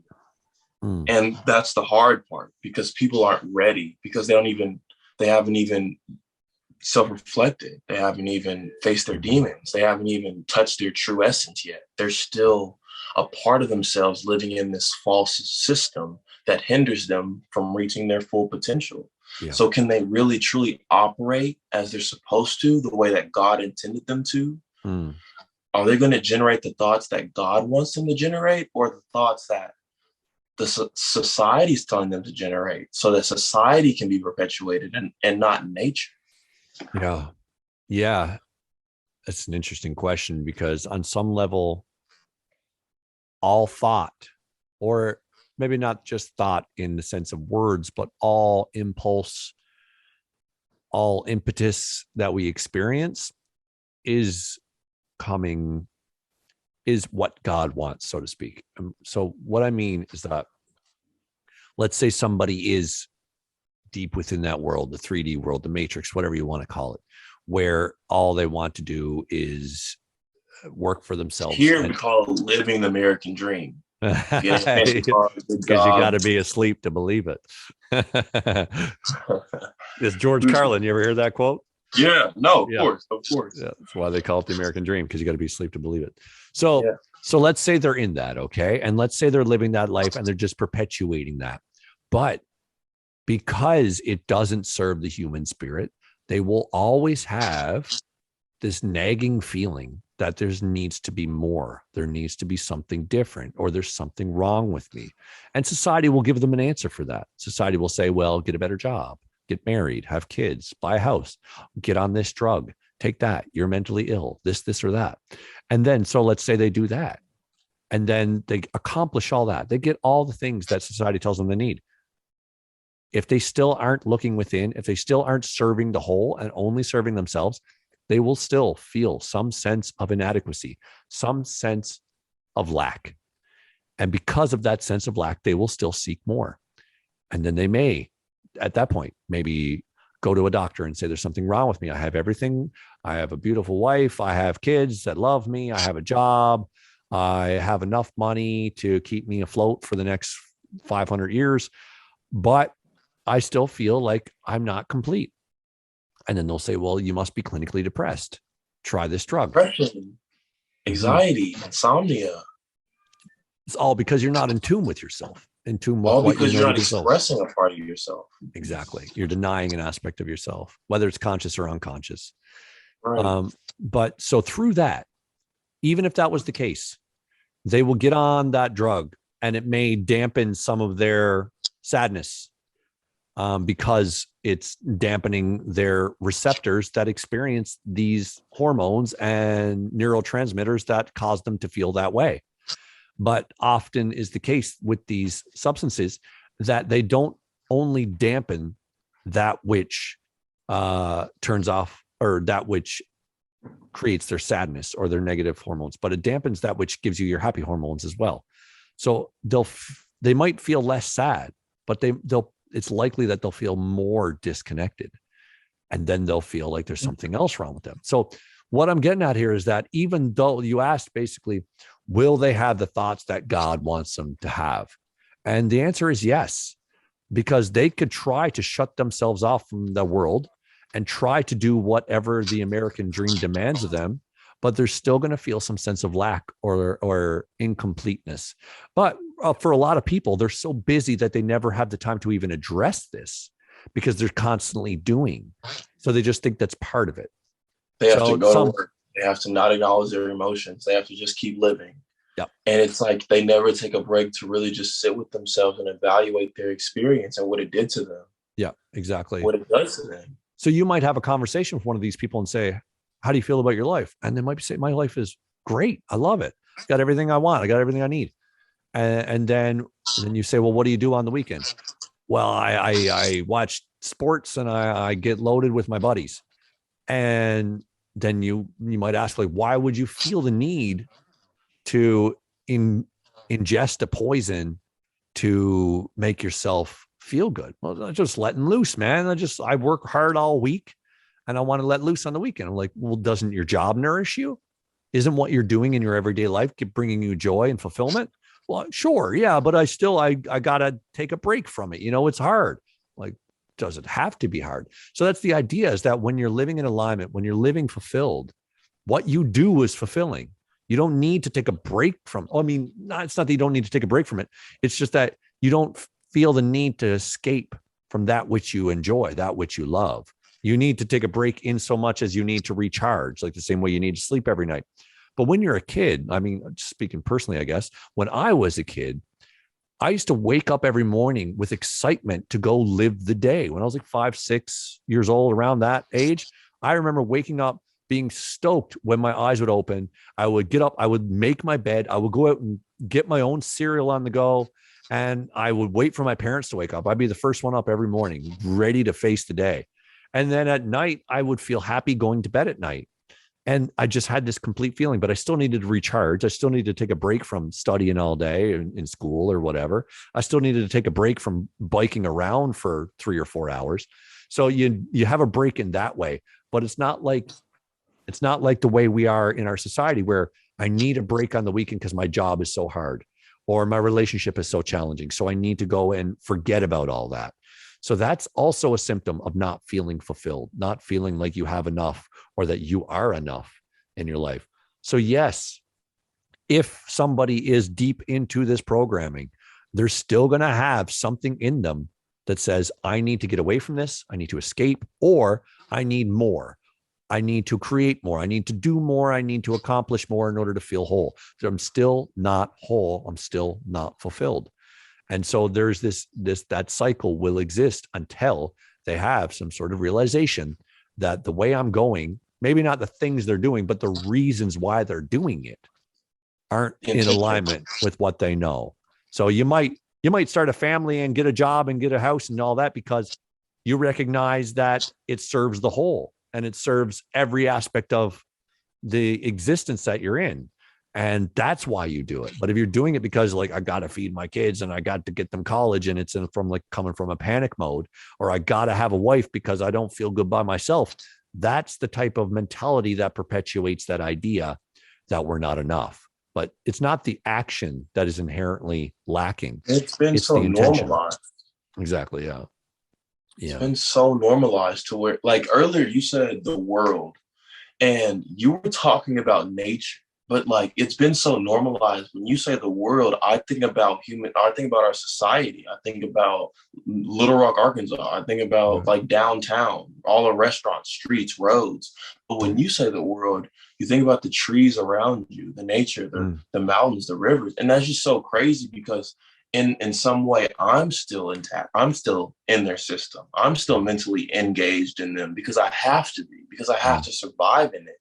Mm. But I realized what really made me realize, like, the world is so much bigger than they try to tell us it is. And like that, I have met people now that don't live the same life that I live, that live a life self-sufficiently, live Mm. whole lives, that they don't work, they just live. Like Mm. them going outside and tending to their garden, feeding their kids, cooking, and like that's them living as a person, not just being part of a society and you just have to do it. They want to do it Yeah. because it's so crazy. So crazy. And that's kind of like the happy medium you're talking about before. Like you said, is there a happy medium? And that is it. Is that when you're in alignment with who you are and what you know to be right, what you know to be true, then all the work that you do fulfills you, and you want to go to work. You want to do what you're doing. That's the happy medium. You still work. Like that's the nature of duality. To live in a human form, you need to expend energy and draw energy from the source and expend it in a way that serves other aspects of the source. That's the nature of duality. If we weren't in duality, if we weren't in the human form, then we would just be the vibrating energy itself. We would have the experience of godhood. But we come here to remember what godhood is so we can have the experience of returning to it, like heading towards, walking home to godhood is a beautiful experience. Once you realize where you're going, every step along the way is amazing. So if you spend your days, you wake up every day and you go out into your garden and you weed and then you plant and then you spend your a couple hours studying how to create a system that will feed everybody, and then you do something for your family and take your kids on a walk, and all of that will be blissful for you because you recognize it's serving everything, not only yourself, not only your kids. Because if you're making happy, healthy children, you are serving planet Earth. If you are serving, if you're planting a garden and making the soil better, you are serving planet Earth. You are serving everything in existence when you are doing it with the intent of serving everything in existence. So that is the happy medium. It's not like when we talk about a liberated or free world, we don't mean we do fuck all day and just do nothing. That's liberation or freedom doesn't mean freedom from action. It means that your action is something you choose to do. It means freedom from slavery. It means having choice for yourself. Everything I do now, I don't feel compelled to do. If I didn't want to do a job, I'd stop doing it. The last job I did what that I didn't want to do was at a farm last summer. And it's not that I didn't want to do it. I really enjoyed it. And I really got along with my bosses and I felt them to be very kind people, but we didn't see eye to eye in the about what's going on in the world. And we barely ever spoke about it, but that did come to a point where they asked me to do something I wasn't comfortable with. And therefore I was just like, I'm not going to do something I'm not comfortable with just because they ask me to, and because they pay me. If they insist that I must do this in order to keep my job, then I will not be working here anymore. So I stopped working there. And now everything that I do is in alignment with what I believe. Even if I won the lottery tomorrow and I didn't need to go to work every day, I'd still go to work every day because I care about my clients, or I don't even like that word. I care about The my kids. You students. teach kids. You teach Yeah, for the music. most part, I teach kids, but I do other work with people on other levels as Okay. well. But everything I do, I know it's for a good reason, and I know I'm doing it with intent. I'm sharing love. I'm sharing truth in everything that I do. So I'd still do all of it. I wouldn't stop doing what I'm doing now. I wouldn't Because stop it teaching fuels these you. It children. empowers Exactly. And I know that by sharing myself, sharing my joy for life and my joy for music and my joy for learning with children is incredibly empowering. And it's helping them find that joy within themselves. So that's my level of service. I'm not doing it because it's a job. I'm not doing it because I'm making money. I'm doing it because I can.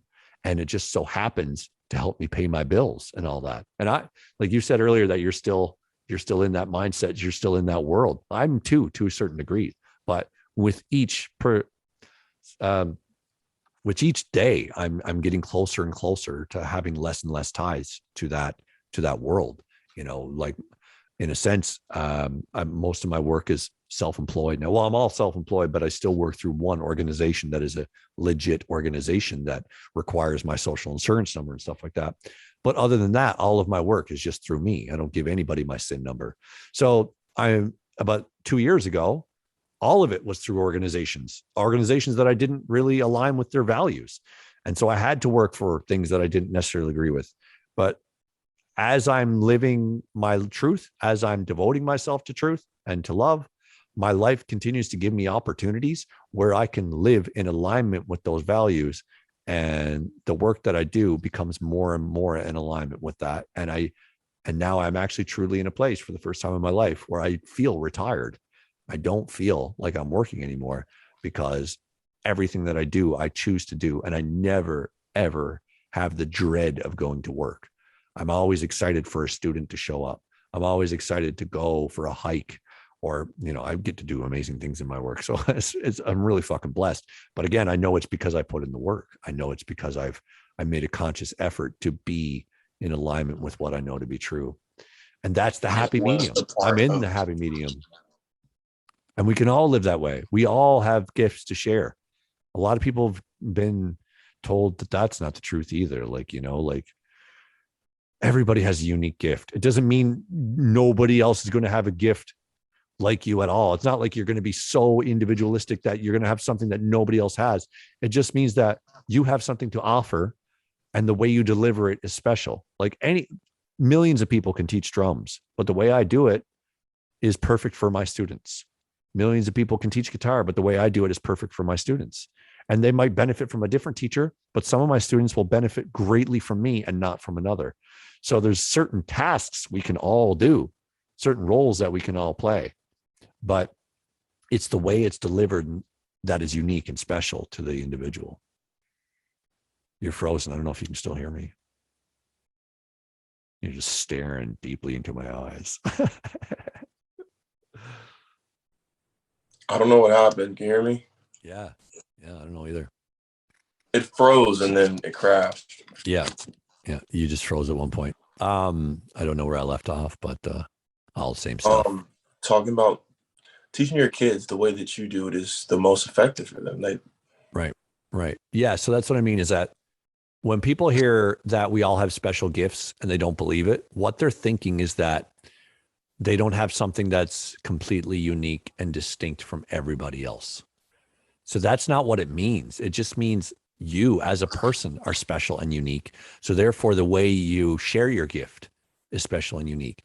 So like I was saying, whatever it is, no matter what it is, like I was saying, 1 million people could teach drums, but the way that I do it is special and unique to me. And I do it very similarly to a lot of people that I've learned from. But again, the way I deliver it with my energy, with my intent, with my personality, with my ability to connect to children, that's special and unique. And then they might learn something else from somebody else that I can't teach as well, or I wouldn't know how to convey as well. And that's what makes that teacher special and unique. So we all have gifts to share.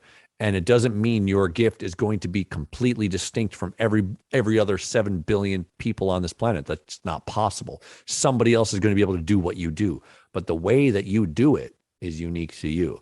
So something you have is unique. And that's what's special about you. And that's what's special about everyone, is that we all have a special gift to offer. What we are as our truest expression is a gift to the world. Even if you're not teaching, even if you're not producing a product, or even if you're not giving a service, just being your authentic self is a gift to the world. And we all have that to give. And people don't know that. People align themselves with this idea of what it means to be human. Yeah. Like they put themselves in niches of personality almost. That like, I don't know if it's because we're social creatures, but it seems like there's a lack of unoriginality that I think it comes from a lack of self-reflection, because we are a product of our environment. So our personality is based off our experience to a certain extent. But then when you start self-reflecting on that idea, then you start to think, oh, this is why I do this. And then you can consciously change that and become more of yourself, because you're choosing rather than just instead of just being a product of your environment. Yeah, exactly. Yeah. Of course, man. I also love kids. Like, I would say the thing I love about kids is that they're just genuine. There's no falsehood, because they haven't been on the world long enough yet. They're still in a child's energy, and I honor it in a way that I find a lot of people don't. Yeah. They just think, oh, they're children, they have nothing to produce yet because they're children. When just like interacting with kids is very healing to me. And I feel like it's the same way for you. For me, it's like I can look at a kid or a child and just see them playing, or just see them drawing, see them just imagining, just seeing them being a kid. And it calms me. It fulfills me, because I'm always thinking. I'm always in my head. I'm always not making a decision because I'm thinking about what decision to make. Kids are the opposite, because they're always living in their nature, because they're not even thinking. They're just living. They're just being. They're just existing. And I feel like that's where we have to learn from children, instead of saying they have nothing to produce.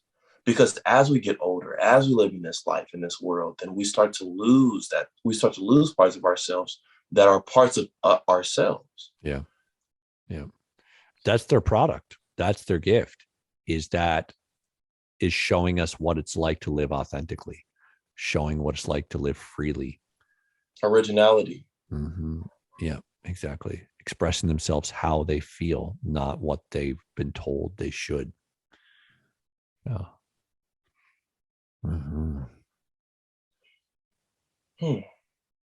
Interesting. It reminds me of something else you said earlier about how, I think you were talking about kids again, how you relate to kids, because it's kind of like what you're saying now, but I wanted to comment on earlier, how when we get to a certain point in our lives, like youth, you talked about youth, and you said youth is not about an age, it's about a mindset. I really appreciate that, because I think you're 100% right. Youth is this idea that you live freely and authentically and in alignment with who you feel you are. Whereas at some point in our lives, usually around our late teens, early 20s, typically, we get solidified into an identity. We find something that makes us feel good, something that makes us feel separate from others, but gives us confidence, whether it be a skill you have, a career you have, a partner you have, an ability, whatever it is. We see that as the thing that gives us some sense of value. So we make that our identity, and we solidify and calcify that into who we are. And then when somebody comes along with a new idea that challenges your identity or your ideology, then it offends you, or you just completely block it off completely, and it doesn't affect you at all, and it doesn't change you at all. But the magic of children is that they're still open, and they absorb everything. They take everything in and weigh it for themselves and see if that makes sense. And that's the mentality that would serve us to have our entire lives, is a complete open mind all the time, always changing, always ready to adopt something new if it makes sense to you. And that's the hallmark of youth. Yeah. And it's crazy because the way society makes you feel when you still are connected to your child self, but you're older, like you're not mature, or you're not going to produce anything because you have the mind of a child or the energy of a child. Yeah. It's almost something that's like built in, another thing that's built into society and people's mentality about how we should act, at what we're supposed to be as human beings. And I feel like it's almost intentional, because why wouldn't you want to be more childlike? It's like these systems trying to separate us from our child self so that we become more malleable to their system. So we become more closed from who we are and more open to who they want us to be. So we feed in instead of feed ourselves. Yeah, exactly. We outsource we outsource our power. We give our power away. We give our energy away. Right. And then we expect something in return. And when we don't get it in return, we're devastated. And then that creates, disillusion, anger, rage, indignation. And that just perpetuates that whole cycle. So we're drained. And we're drained, exactly. And we feel exhausted, even when we're not working. But the thing is, we got to do it again the next day. Yeah. When you live in their system. Yeah. Yeah, exactly. It's killing you. And I feel like it kills people in a way. Not physically. It actually does make you age fast. It does. Holding all that stress and tension, it actually physically kills you too. Just in such a subtle and a minute way that no one really, it's really not that important. Yeah. Or like how you can work in a factory for your whole life trying to get a pension and you get cancer and you have to spend your whole pension and retirement on your cancer treatment. Like, what kind of system is that?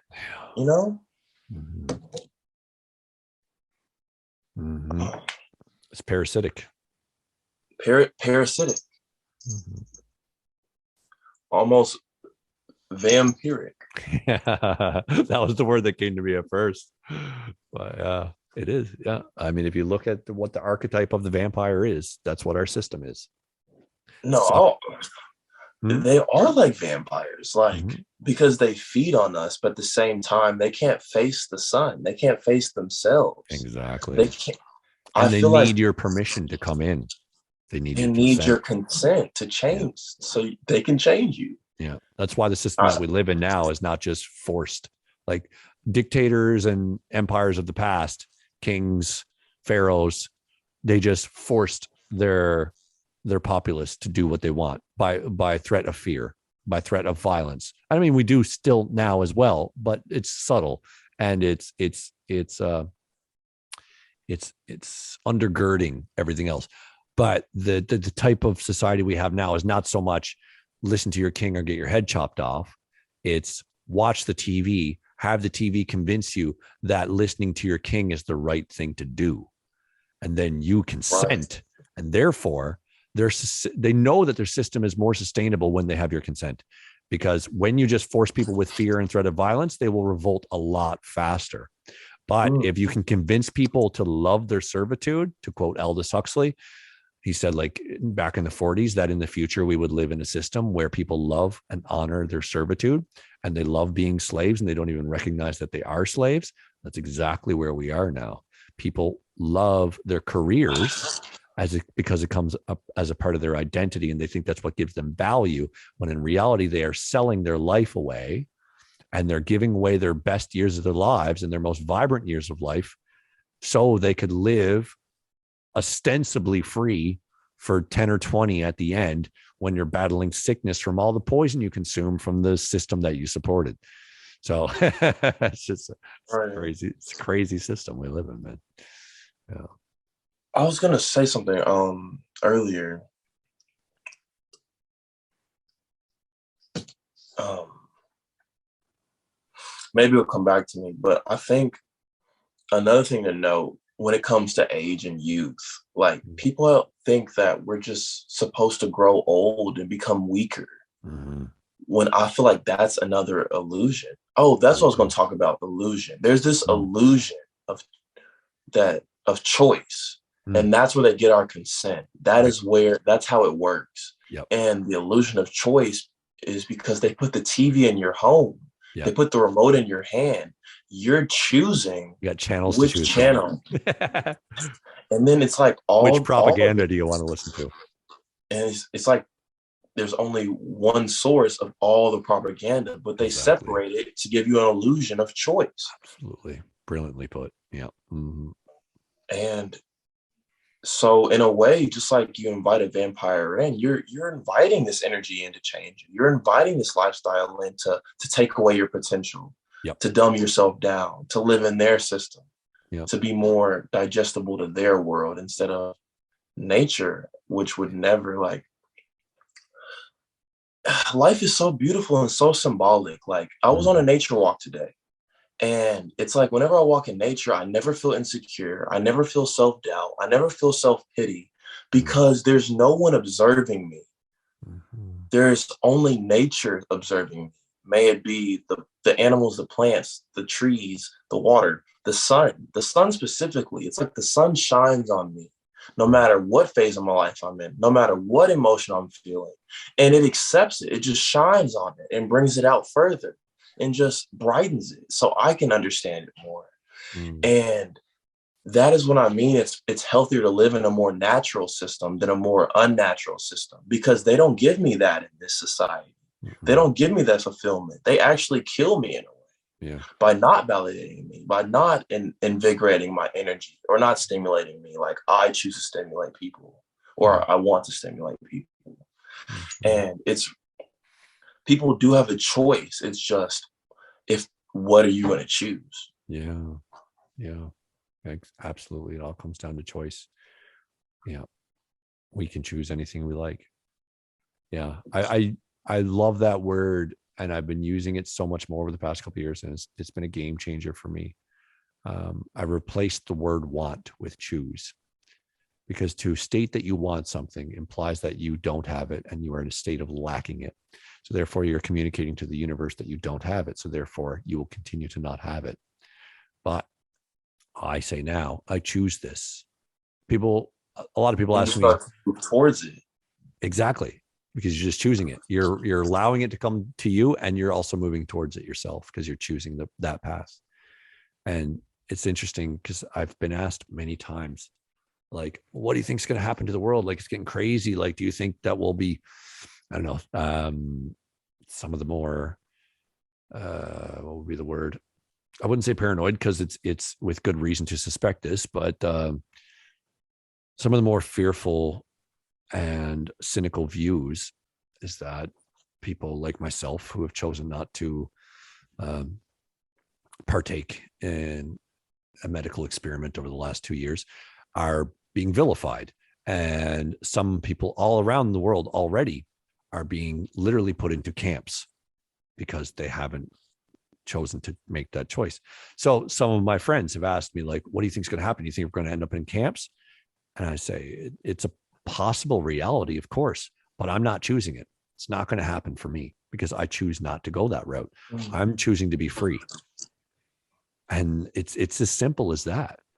The consciousness of fear and separation can do whatever it wants to try to take away my freedom, but I just choose not to have it happen. I do not consent. It's as simple as not consenting. I am choosing that which brings freedom and love and choice and truth to my life and to those around me and to the world as a whole, because I'm truly working for, well, I wouldn't even say the entire planet. I'm working for the entire universe, the all of existence, all that is. I'm working towards the balancing of that system as a whole. Because if we can make it healthier here, it's going to make a trickle effect. Exactly. Just because of the energy. Yep. That's how it works. Yep. If one person becomes enlightened, it creates the possibility for all those around him or her to become enlightened as well. If And the then whole as planet becomes enlightened, the whole solar system can, then the whole galaxy can, then the whole galaxy the energy cluster gets can, lighter, the whole purer, it universe gets can. more stable, more accepted. Exactly. Gosh, this is great stuff. Yeah, dude. Yeah, we could go for hours. Maybe we should ground it in, with all that we're saying and sharing here for the potential listener. How can we ground it? How can we make it practical? How can we take all the information we just shared? If somebody was listening and said, well, that's all well and good and it sounds amazing, but how can I apply it to my life? How would you want to ground some of this so people can use it effectively in their lives? I would say it's all about practicing having trust in yourself. Hmm. And the trust that you don't think about, the trust that you feel, the trust that doesn't have a second thought. Mm-hmm. It's just an initial feeling. If you go with that, have faith in it and see where it leads you, and it will prove itself to you. Mm-hmm. And I feel like the only way for people to really move towards truth and understanding is they have to have a little faith first. And if you trust faith to the universe or to God and they show you, then afterwards you have to honor it. You can't forsake it. You can't go back, because then it'll be twice as hard. Right. Because you'll build the wall twice as thick. Mm-hmm. But if you put faith, the universe will show you. And I speak from personal experience. We speak from personal experience. 100%. Bet. Did I use that right? Yeah. Oh, that was great. What would you say? What do you think would help people ground this truth into themselves, into their everyday life when they feel overwhelmed?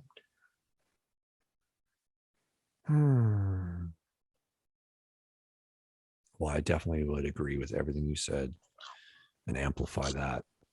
Other than that, which is essentially the same thing on some level, because it's all the pathways to it are very similar, is to practice awareness in that you observe not only yourself, but all things. Practice consciousness, practice understanding, really trying to understand everything that happens to you, everything that happens in the world. Deny no knowledge. Anything that can be known, allow yourself to know it. Doesn't mean you have to study everything and try to figure out everything and, be a master of every single subject. But just when something comes your way in the form of knowledge or understanding, allow yourself to take it in, even if it hurts, even if it's uncomfortable. Never deny truth. Never deny that which that brings a sense of knowledge and understanding. And I say that because awareness for me, like, that's always been one of the words that I continually come back to, because it's simply awareness that allows me to transcend anything that could be a pitfall back into my separate self and my fearful self. Whenever I recognize any negative emotion in me or fear or anything like that, I just say, okay, what's going on here? I ask myself, what's happening? Why am I feeling this? How did I end up becoming afraid of this? What is it I'm truly afraid of? And then if I come to an answer and I'm still afraid, I'll say, wow, what happens if that actually happens? What's going to happen to you if that actually happens? Are you going to be able to handle it? Are you going to be less than? Are you going to be lacking? And the answer always comes back to no, nothing can truly harm me. Nothing can truly destroy me. All I can do is change form. Even if something threatened my life, I know at the end of the day that I do not fear it, because my life is not only this life. I am an infinite essence of conscious energy. And should my body discontinue in this form, I know that I will take another form and continue my journey until I return to the formlessness. and then the cycle will start all over again. So it's the awareness and that understanding that really truly frees me from any pitfall that you might find on the conscious evolution journey. So truth, understanding, and awareness, although I kind of see them as all the same thing, just different ways to kind of perceive it, is that which really grounds you in your knowing and in your power to become all that you can ever be in this life and in all the subsequent lives to come. To connect with the body and to connect with the mind Mm. and have them connect together. Mm-hmm. Mm-hmm. Bring it all into one. Amen. Amen, brother. Oh, man. Yeah. Thank you. So much gratitude, man. This has been beautiful. And like, I just want to reiterate, I know you don't need to hear this, but I feel it and I want to share it with you. Like, the idea that someone your age could not know because you're only 20 years old is so preposterous when you speak to someone like you, because you are a brilliant human being and your capacity for understanding and growth is remarkable, man. So I just want to honor your form, the form you've taken, because yeah, you are, I mean, I don't regret anything. So I try not to phrase it this way, but the idea, like, if I had been as awake and aware and as knowledgeable as you are right now, as I was when I was 20 years old, I don't know what would happen. I'm just saying it's mind blowing to me that someone your age is as brilliant as you are. But again, it's not, because I understand that children get this from day one. But yeah, I just want to really honor that, because you are a brilliant person. I needed to hear that. I needed to be honored. Thank you, Mike. Mm-hmm. I want to say, like, really seeing you and your like experience in your life right now, it motivates me. It's like I didn't know it was possible until I saw it through you. And now it's like it won't die. It can't die, because it will live on, because it's already alive, because you're already living it. Mm-hmm. And that's like something that's very profound to me. Thank you for that. You give me hope for my life. You give me faith that there is a bigger meaning, and that if you work towards it, that it will bear fruit. 100%. I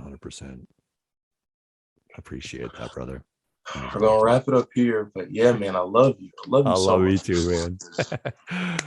I'm glad we're in this life together, man. I'm really, really glad. Makes it easier. Yeah, absolutely. Yeah.